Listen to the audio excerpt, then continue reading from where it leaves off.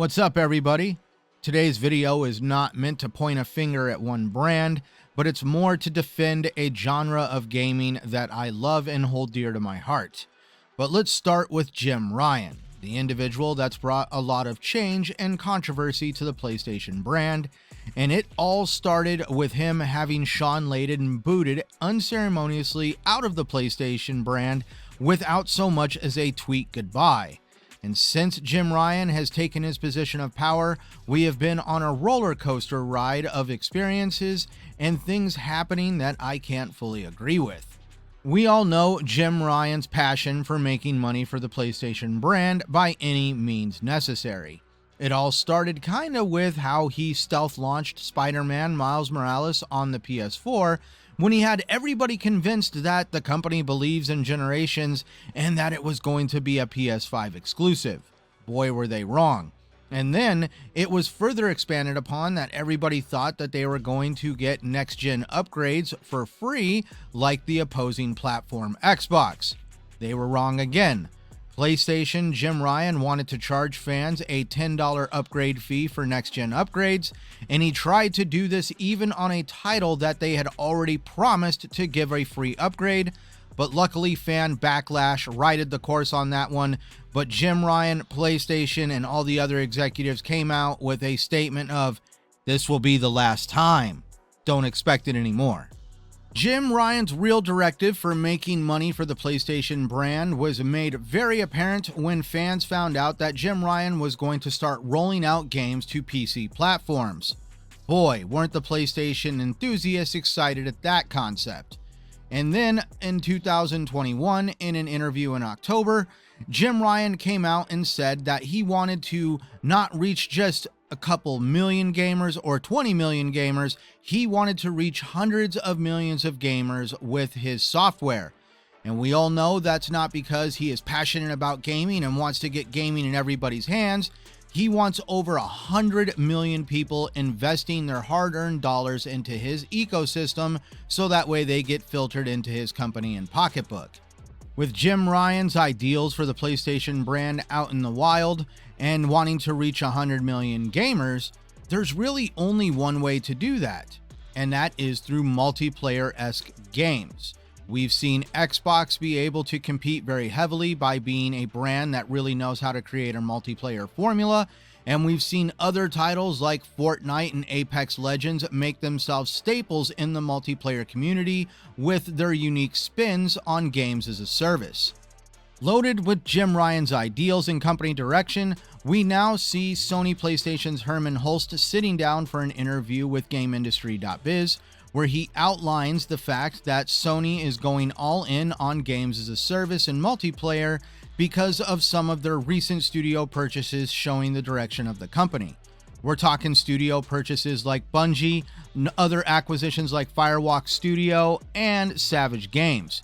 In the interview, he points out that Firewalk Studios is already committed to creating an original AAA multiplayer live service game, and Savage Games Studios is already working on an unannounced AAA mobile live service action game. To compound the issue further and really drive it home that Sony is committing fully to games as a service, we have just seen Pixel Opus close. This studio was responsible for Concrete Genie and had extreme positive reception upon delivering that game. The game was even nominated for a couple game awards, and the studio director even claimed that it was nice to put out a title that really made meaning in the world and changed the people who played it. And let's just face it, this is pretty sad because we are now seeing that Sony is willing to cut the ties with studios that create single-player experiences to shift those funds and the resources that are needed for that studio to other studios that are going to provide games as a service, because at the end of the day, games as a service have the potential to drive a lot of revenue if they work. Let's face it, the genre of games as a service is a spotty one and a controversial conversation. Yes, you have standouts from the crowd like Fortnite, Apex Legends, and one of my favorites, Elder Scrolls Online. But those ones are very rare occasions. Most of the time, these are very mediocre game experiences that are more driven for monetary gain with loot boxes, season passes, battle passes, skins, and all that other fun microtransaction stuff that is oversaturated with these style of games. Quite often, these style of games are very sound concepts on paper, but by the time they are a physical game, the fact that they are games as a service destroys any good intentions that were made for them. Look at Anthem, look at Marvel's Avengers. These games were completely wrecked by over-grindy systems and microtransactions. And let's bring up Destiny, a game that some have described is worse than having a job and taking sometimes multiple hours just to grind out one gun. The other half of the uphill battle that Sony finds themselves in is the fact that the successful games as a service platforms are all multi-platform, found on all sorts of consoles and other hardware, from a mobile device to Xbox, PlayStation, and PC. But as we can see, PlayStation does not want to involve Xbox in very much. So how are these games as a service games going to get to any large number of players if they're going to exclude certain ecosystems? I don't really see how this is going to work in the long run with ideals like that. Let's face it, games as a service is a completely oversaturated market. Look at the reception for Suicide Squad: Death of the Justice League. That game came out to extreme criticism and even downright hatred because they took yet another comic book based IP and decided to turn it into some bastardized games as a service in the name of selling skins and microtransactions. And because of the negative reception of the trailer for that game, we saw Death of the Justice League pretty much delayed until sometime next year. So we can already see that the reception for games as a service style games is becoming completely played out, and the market has had their fill with these style of games. What's scary to me is that a vast majority of people in the gaming media are deciding to take the time to distort and twist Phil Spencer's recent comments in his interview about Redfall in the direction of the Xbox brand, where they are completely oblivious to the fact that Sony is making this move to really pursue games as a service. And it's absolutely frightening, because that means Sony is going to be making less and less single-player experiences, and I don't want to see that happen. Single-player gaming has been besieged enough. We've seen this in the past with EA and even Ubisoft, with these publishers and developers trying to pursue some idea that single-player experiences are dead and that there really is no reason to produce them because they would rather chase the dollar bill, y'all. The single-player experience titles that PlayStation will give us from their first-party studios will be very few and far between.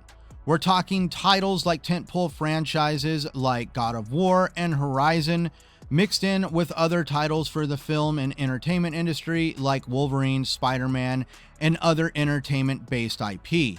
But the days of titles like Resistance: The Fall of Man, Killzone, and Concrete Genie, and also Days Gone, and hopefully not Ratchet and Clank. I hope those titles won't disappear forever, but it's, like I said, becoming extremely concerning to think about that titles, brands, a concept of gaming that has made Sony PlayStation a powerhouse in the gaming industry can be traded out for games as a service. This is not something I really want to think about, and it's one of the main reasons why I'm an Xbox gamer, because we know that Xbox really enjoys the innovation and freedom it gives its developers.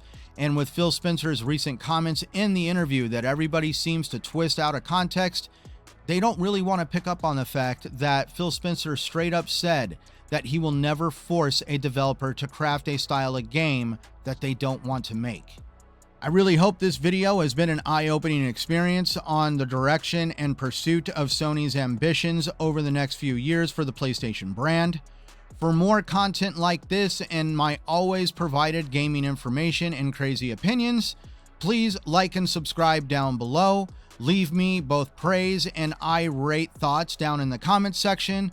And as always, please remember, everybody, to play the games that you love on the platforms you prefer, no matter what anybody says. I am Centurion 1307, and thank you for watching.